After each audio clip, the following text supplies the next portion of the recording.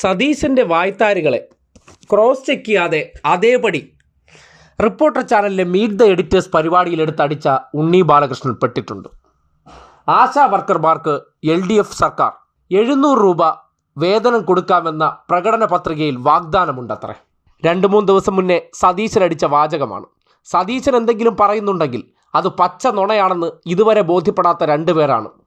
VD കറക്ക് കമ്പനിയുടെ സ്റ്റാഫുകളായിട്ടുള്ള ഉണ്ണി ബാലകൃഷ്ണനും സ്മൃതി പരുത്തിക്കാടും.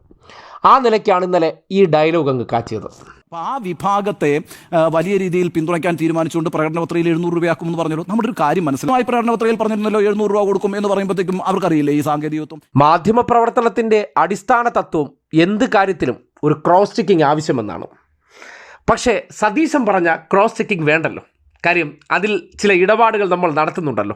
ആ ഇടപാടുകളുടെ ഭാഗമായി ഞാൻ എന്തു പറയുന്നു നിങ്ങൾ അത് അതേപടി ക്യാമറയിലൂടെ വിളിച്ചു പറയുക. അതാണ് നിങ്ങളെ ഞാൻ ഏൽപ്പിച്ചിരിക്കുന്ന ദൗത്യം. അതിന് നിങ്ങളെ ഞാൻ കാണേണ്ടതുപോലെ കാണുന്നുണ്ട്. മുഖ്യമന്ത്രിയായി ഞാൻ വന്നു കഴിഞ്ഞാൽ പിന്നെ നിങ്ങൾക്ക് വസന്തകാലമാണല്ലോ.